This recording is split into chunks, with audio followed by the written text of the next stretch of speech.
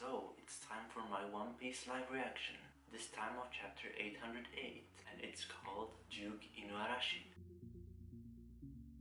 From the depths of the world, 500 million berry man arc. Now we see Usopp's village. God Usopp, it says on the poster. But anyway, let's move on. We stopped with the mammoth last week, and now we're in the same flashback. A mammoth. Why is such ancient creature invaded? Okay, yeah, Jack and the dudes attacked. And his hair looks ridiculous. Is that even Jack, that man? We'll have to see. Diwani country warrior, Raizo. Never heard of him. And some dude who looks a bit like Frankie. Says. So it does exist. The fabled country of the minks. You lot sure like to run your mouth for a bunch of animals. Who the hell do you think you're talking to? The one you see standing before you is the great Yonko, His Majesty Kaido's right-hand man. Oh, so that is Jack. Known as one of the three beings labeled as the Calamities. His Excellence, Jack the Drought. This is pretty cool, but his hair is ridiculous. All land that he passes through decays away as if it's been through a drought. Star of the 100 Beast Pirates, Captain of the Mammoth, Jack the Drought. Now hand over Raizo. Yeah, oh, so this is the guy. Yeah, we saw him when we first saw Sanji and the guys on this island. Or elephant. 100 Beast Pirates, Gifter's headliner, Sheep's Head. Jack, did you say? An old mink says. We would and will never lie. If you're looking for somebody, you must patiently search around case by case. And Jack loses his temper and fucking smashes everything. Did we come here simply to converse and chat? Jinrumi? No sir, we came here to capture a single samurai. They're looking for Raizo. Dimwit, Raizo's a ninja, not a samurai. Shut up, sir Sheepshead.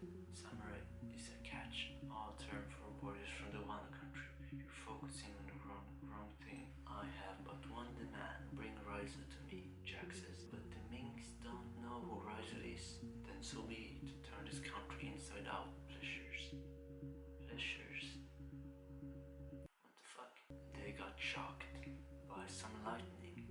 This country has no weaklings. Every single mink is a born warrior. The old Gram says.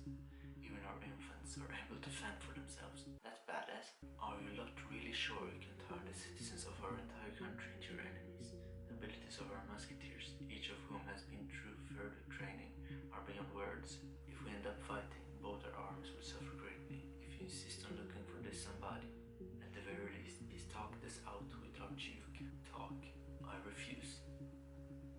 Gifters go forth. And now some gifters are attacking. They look like minks themselves, or rather beasts, I'd say. Okay, everything turned into a battlefield. Now we're in real time again. So, the ones that attacked this country, they were underlings of a Yonko. Kaidos. Hey, what's up? Mammoths.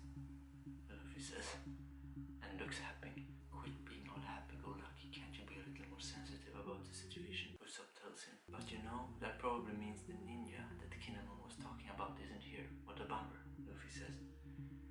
This might end badly. As I thought, the rest of them are freaking out. The minker says, by ninja, do you mean a Wano country warrior? Is your crew private to something that we are not? No, not at all. Ninja. Brook says, we were wondering how the injured are doing. We're almost at the Duke Santorium. As you can see, I apologize for making you come all this way. We can continue this discussion later. Luffy is beaten. Duke Inuarashi Santorium. Lord Sicilian. What has you? Oh, Wanda, it's you. No one here is showing any backbone, so I threw them into a bottomless pit. So, here we have a lion dude.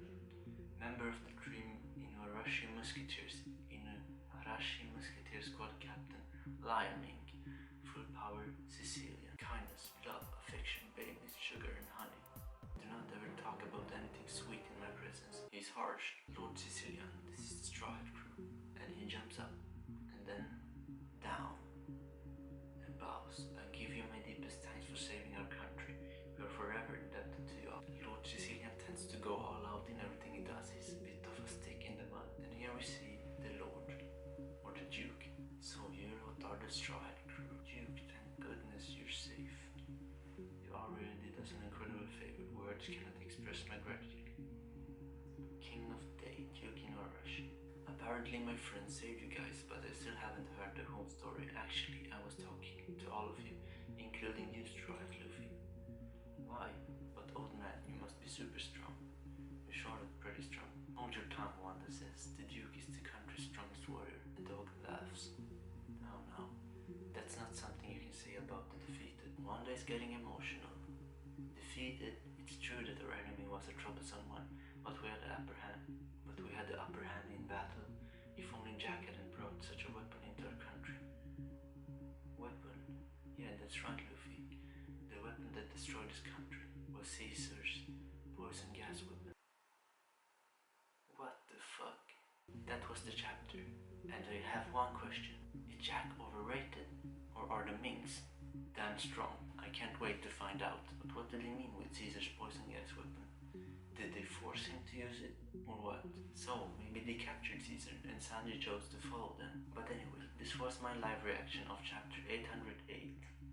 I'd give it a pretty decent 7 out of 10. We got to know more about what happened, and we also got to understand what destroyed his country. It wasn't actually Jack, it was Caesar's poison gas weapon, and that's pretty interesting. Now, all that remains is that we find out what happened to Sanji, and hopefully we'll get that information in 1 or 2 weeks. But that's it. Hopefully you liked it, and I'll see you next time then. Have a nice day. Bye.